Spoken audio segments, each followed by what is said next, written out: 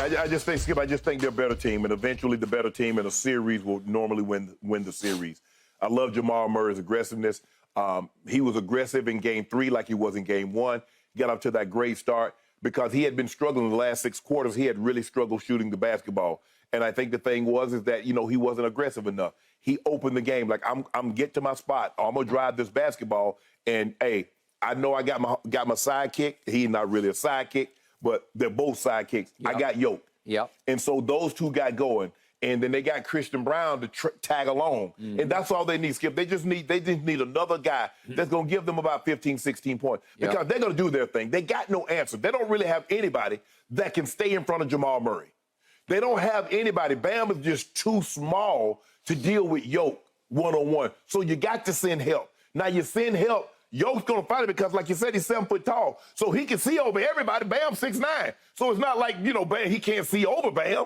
And by the way, Kevin Love in the starting lineup against Joker, it was a mismatch. Yeah, I thought maybe he could bang with him, but he can't. No. He just can't. He don't have the legs anymore. No. He doesn't have the legs anymore. And so that's what you need. You get if Jokić and Murray do what they do, all they need is about 30 points from 2 other guys. Yeah. Because those two's going to give you somewhere high 50s to somewhere in the middle of the 60s between the two of them. You look at what they're averaging as a group. You look at what they got averaging as a rebounding tandem and an assist tandem, Skip. I don't know if we've seen that in a finals between a player.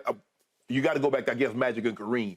That was the 80s finals. Kareem was averaged 33 and 14, and you know what Magic did. All right. But I'm taking them because I love what I'm seeing, and I think Mike Malone is like, look, we did what we needed to do, but that's not what we set out to do. We said when we lost that game that we're going to Miami and we're going to get 2 because we're down there. Skip, it's like, you know what? Hey, you on vacation, like, well, you know what? I don't know if I'm going to be back down here again. Let me go ahead and get another one just in case I don't get back down here soon. Well, I'm going to go on and get these 2 games because I don't plan on coming back down to Miami. I'm sure unless it's on my own dime. On a little vacation. Yeah. A celebration vacation. Okay, I hear everything you just said.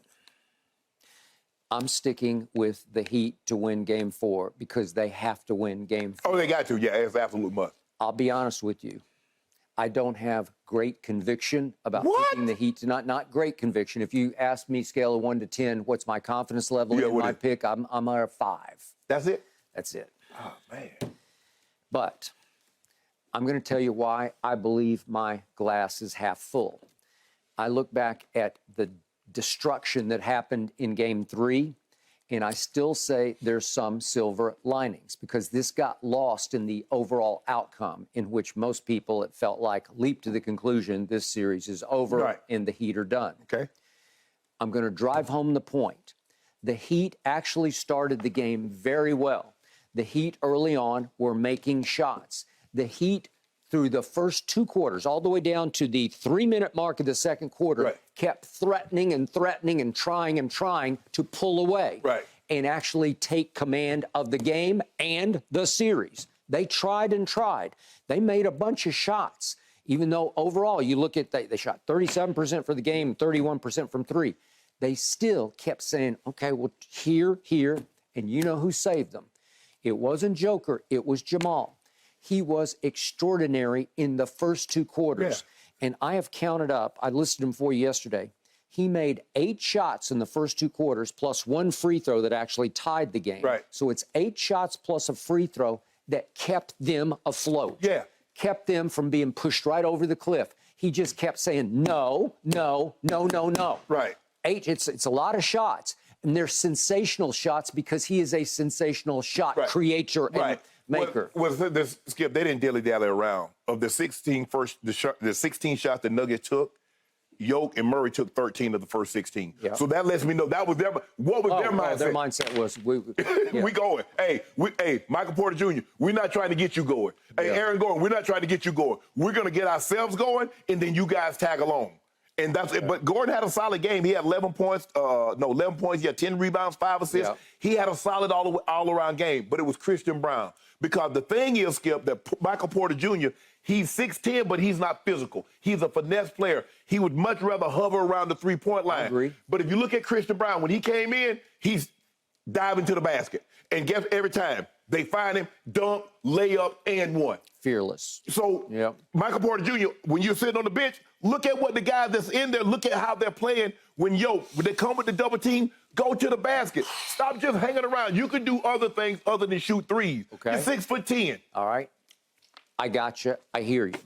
Chris Haynes had a great report that I read early this morning, Bleacher Report, that they had a closed-door meeting with just the players right after the Game 2 loss in Denver. Right. And a lot of the veterans, Jeff Green, KCP, spoke up and out and said, this is unacceptable. We have to be more focused with more energy to start the game. Correct. And Joker finally spoke up because he doesn't speak up very often. And nobody wanted to say, he wouldn't say what he said, but he probably laid it on the line. Not again. Right. So he and Jamal came out. You could just see they had a look in their eye right from jump. I've never seen him as this aggressive this early. He was Skip. He was turning and he wasn't looking to pass because a lot of times he'll hold the ball, Skip. He's looking around. Okay, is the double team coming? He was turning, facing up. Okay. I'm finna go to work. Okay, but despite all that, with 3 minutes left, Miami was up 1 point. I'm sorry, 3 minutes the second quarter, up 1 point. Yes. And then Jamal hits a three, and they're off to the races. They never look back. And the third quarter was just absolute destruction. That's their quarter, Skate. That's their quarter. That's what they do. They own it. They romp and stomp on your head and your psyche in the third quarter. It was 17 rebounds to 3 rebounds. Right. And obviously for the game, it was 58 rebounds to 33. Yes. No rebounds, no rings. No rebounds, no hope. Right. Remember Game 4 for the Lakers? They up 15 at the half, and the Nuggets erased that in a matter of moments and took the game. Gone like that. I didn't even know what happened. It's just like, oh, wait. Exactly. It's over. All right, silver lining again off Game 3. I'm going to say this again.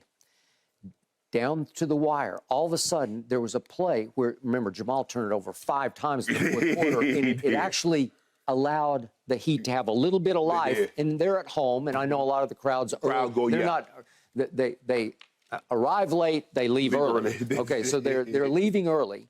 But remember the play where Jamal throws the elbow and got called for the offensive foul, but they went to review it as a flagrant. Well, just help me out here. If it gets called a flagrant, it's 2 free throws plus the ball. If you make, I'm having to again go with that they make the 2 free throws. If they make the 2 free throws, it cuts it to 7 with 1:16 left, and they have the ball. Duncan Robinson then made a 3. I'm just doing the what if. What if immediately he makes a 3 and it cuts it to 4 with, let's say, a minute left? Yeah. Okay, do they have a chance? Yeah, sure, they have a chance. Yes.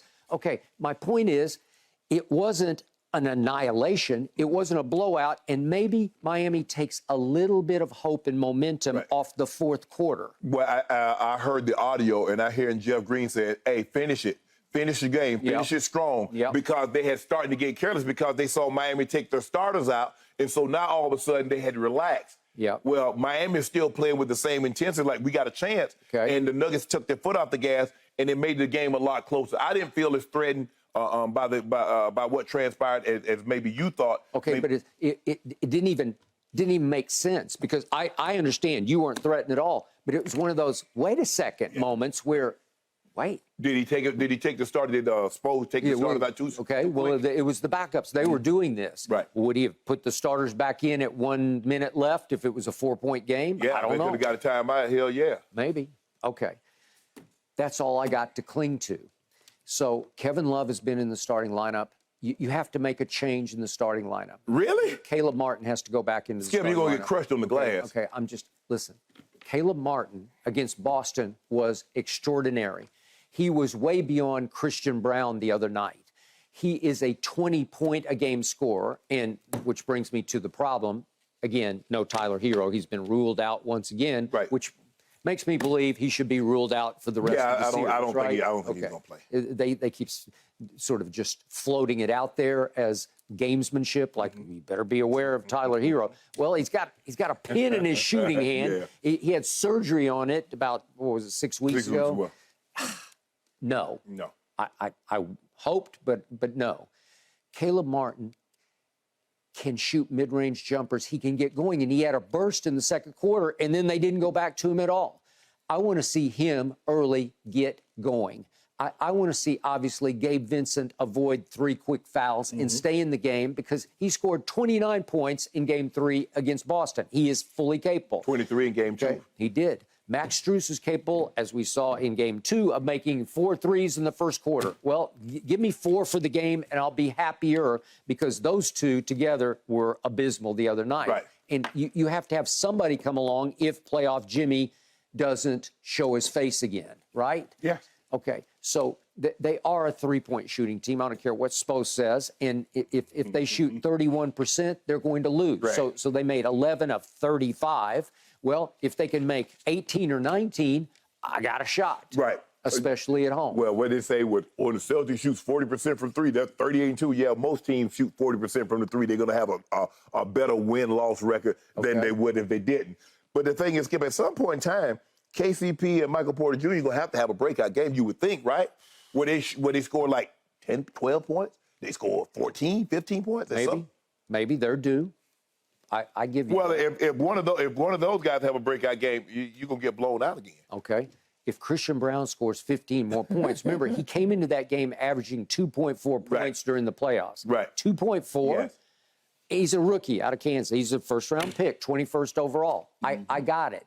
He plays with this raw-boned fearlessness that scares me because he just goes. Hey, bro, what you in the game for? You in the game for hustle, for energy. And his motor runs hot. Hey, play as tough a defense as you can on Jimmy Butler if you get switched off onto him. But your job is to run to the front of the rim. Your job is to get rebounds. Your job is to defend. You young. You ain't got no excuse. Okay. What you would think he is, 20, 21? You ain't got no excuse. 21-year-olds can't get tired. He's a winner. He won 3 straight high school championships in Kansas, Kansas City. Helped Kansas win a national championship over Carolina. I got all that. I have loved the Heat because of their culture and character. And it has to show itself tonight because they can't lose the backboards 58-33, and I do not believe they will. Right. I believe the rebounds will be fairly even tonight. Well, they got to keep it even because you losing points in the paint, you losing second chance points, you losing fast break. Skip, you can't keep losing all the. You can't lose all the stats and then somehow find a way to think you're going to win. You're minus 25 on the rebounding. You're minus 26 in points in the paint. Yeah. You're minus 10 points in transition points. You're minus 6 in second chance points. You can't. And look at what you shot from the field. You shot 37%. They shot 51%. You're not finna win a game when you have all those negatives. No. Okay. I got one last potential good luck charm. Okay, what is it? So Lil Wayne tells me he's flying today to Miami. He's going to be courtside. Okay. Remember, he used to be a season ticket holder when he lived in Miami. Right. He had an incident in 2013 when the Lakers came to visit, and he was loudly rooting for the Lakers. Right. Don't blame him because he's a diehard lifelong. And whatever happened, somehow he either was told to leave or decided to leave, and it created a furor. Right. And so he's had some issues back and forth with the Heat. But the Arisons who own it still love Lil Wayne, so he will be sitting courtside near, maybe right next to the Arisons. So who is he rooting for? He's rooting for the Heat. Oh. He's back on the bandwagon. He's back on the Heat? Okay, so my point is, it's all I got. They have lost 3 straight home games. Yeah. Well, he's got some Miami in his heart, and it's forgive and forget. So I'm hoping he's their good luck charm. He and Jimmy are close. Also. So maybe Jimmy will rise and shine with Wayne in the front row. That's all I got. Well, he's going to get a first chance. This is going to be his first up-close look at number 15. And Wayne does like to go and look and behold. Yeah. Because a lot of times, Skip, that's what you do. I mean, your team's not very good. I'm going to watch Steph. Yeah. I'm watching LeBron. I'm watching the other guys. No, I got it. Do or die for the Heat. Yeah, it's not never. Yeah. It's not never. Skip, you're not winning 3 straight. No. I'm sorry. No. I understand. I know they won 3 straight against Boston, not against this team. Not against this team. No. I agree. Heat desperately the more desperate squad tonight. We'll see if Lil Wayne can be the good luck charm, guys. Thanks for watching, Undisputed fans. Subscribe here to get the very latest from Skip and Shannon. Plus, go watch a few segments from our other shows on FS1.